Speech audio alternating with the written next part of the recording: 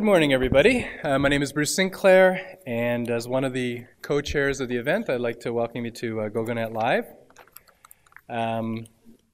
First, I'd like to thank our on-site attendees, but a big part of this conference is also online, so I'd like to thank them for joining us as well. I'd like to thank our speakers. We have 30 speakers and workshop instructors who are some of the best IPv6 minds in the industry.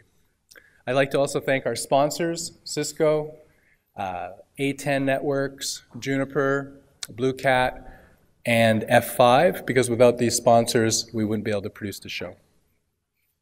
So gogoNET Live is a mashup of a traditional conference and social media. And we use social media to improve the conference in a number of different ways. A traditional conference comes and goes after a couple days.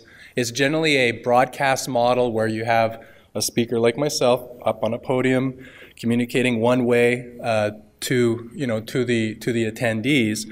But what we try to do with social media is a few things. The first thing we try to do is open up complete access to the speakers. And the way we do this is you can contact the speakers by going to the agenda, clicking on their profile, making contact with them.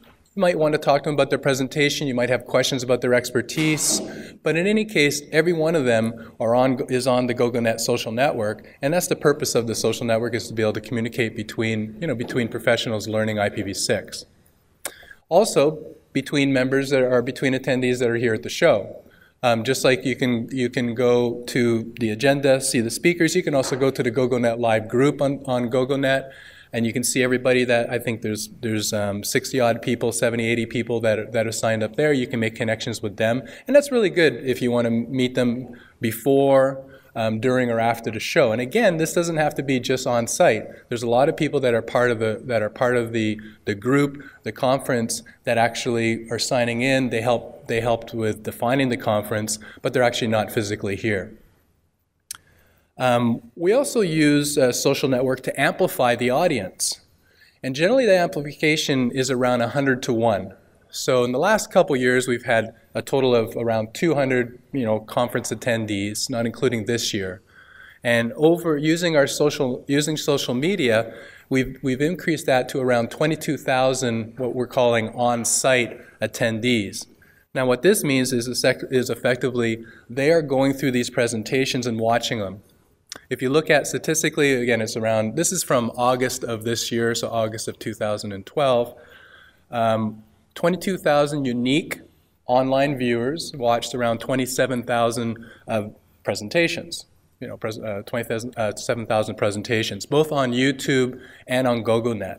So this is also a very useful resource, again, using social media to amplify what we're doing here, but mostly we're playing to the internet. Another thing that we use social media for is to actually define the direction of the conference and the content.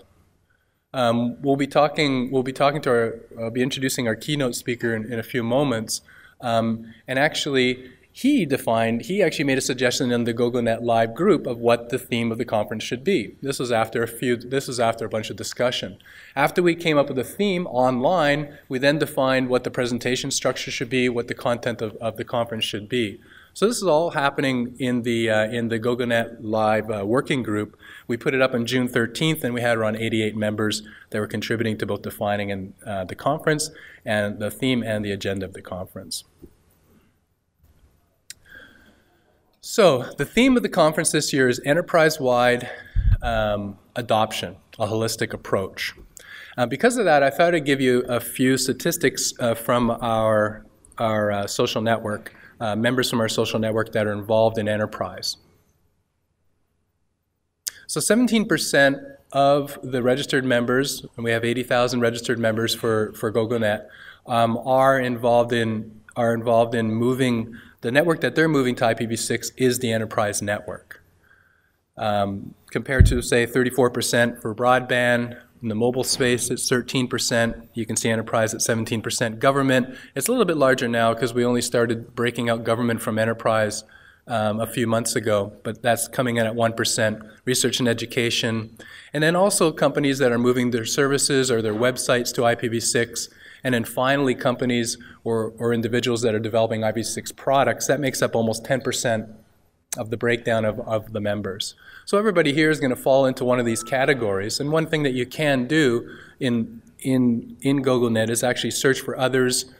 You can zoom down pretty closely. So for example, if you're moving a product to IPv6 and you want to meet others that are in your city, you could do a search for products. You know, the specialty is we're moving an IPv6 product, and in, let's say, San Jose, California, and for sure you'll get a number of people that'll come up. And this is really the strength of using the social network.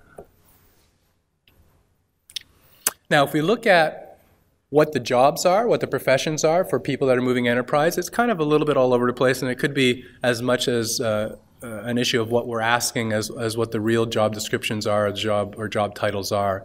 But mostly it's mostly network engineers, system administrators, software developers, and you can see around a 15 to 85% breakdown from students moving enterprise networks to IPv6 versus 85% for professionals.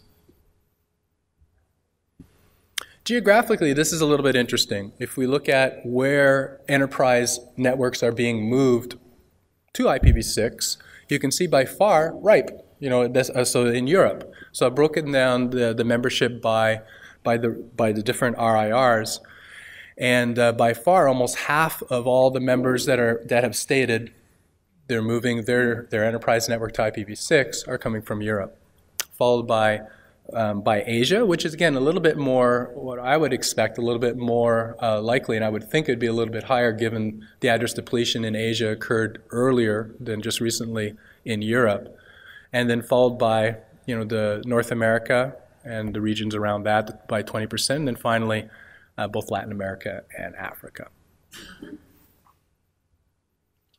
I think more interesting is where are people in the migration to IPv6. So the way that we break it up is that we look at 5 different categories. Researching IPv6, so this is just the very beginning. This is doing the internet searches, this is maybe taking courses, this is the very early stages. Once you get a little bit of knowledge up, the next step is actually testing IPv6. So generally what people are doing are building a home network.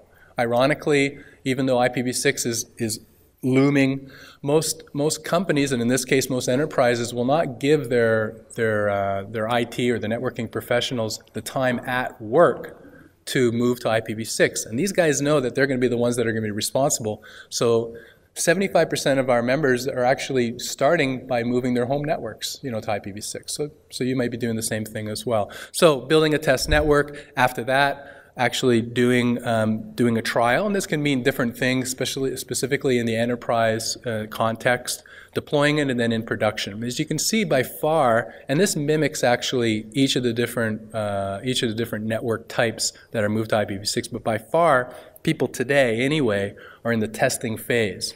Which is good news, because when we were doing this at the beginning 2 years ago, the very big part of the bulk was in the research phase. So you can see this crest of the wave, theoretically anyway, will move over time from the researching stage to the in-production stage.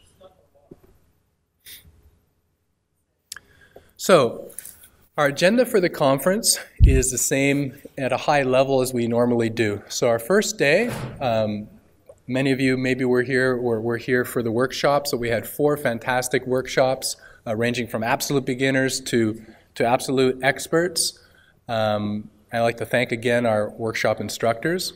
And then today the way we're going to start off is after my introduction, I'm going to introduce our keynote speaker. We're going to then move through some case studies. So these are from folks that have actually been there, done that, you know, and specifically a case study starting in the government.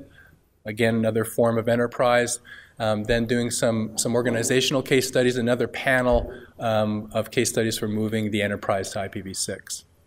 And then this is the part that we generally define on the social network, is the functional presentation. So we define what are the steps are important to move to IPv6, and then we select and we find speakers that are experts in each of those steps. Those functional steps will occur today.